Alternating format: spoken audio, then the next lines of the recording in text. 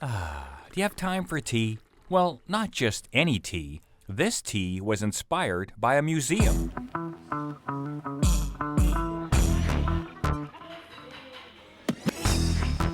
So I now work with plants and botanicals and ingredients in creating tea, and I eventually became a tea master.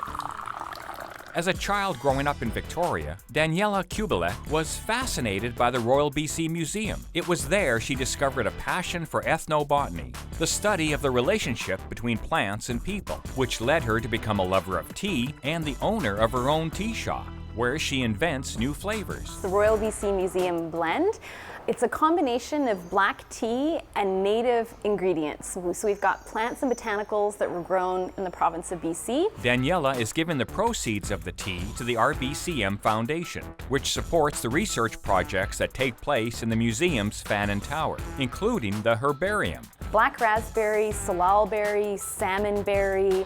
We've also got Nootka rose hips, which are a type of rose hip that's native to BC as well. We have nice round red rose hips that develop on the plant, and it's those fruits that Daniela used in her tea.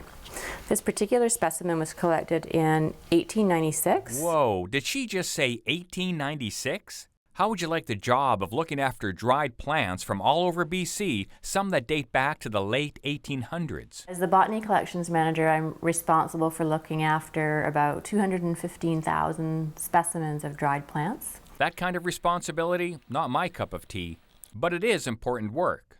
The Herbarium provides us and researchers around the world with data for global warming, climate change, invasive species. As long as they've been pressed and dried properly and have been stored in these cabinets properly, they will keep indefinitely. I've looked at specimens from the Paris Herbarium that were collected in the 1700s. As far as we know, our earliest collection in this Herbarium was made in 1890. This is a wild onion that was collected in Cabarrot Bay. We're looking at a 120-year-old onion. Brings tears to my eyes. But not only are these folks caring for our natural history, they also keep adding to the collection. Each summer we go in the field and we make collections from these places that no botanist has ever been before. So anything like that is quite exciting. Most people are excited to do something that no one else has done. If you like going behind the scenes where history is being made, make an appointment. The public should know that this is a resource for them. Although we're kind of behind the scenes, we invite the public to come and make an appointment with a collection manager to come and see things that they might be curious about. I just may take them up on that offer. You never know what might bubble up. In Victoria, I'm Dan Kahan.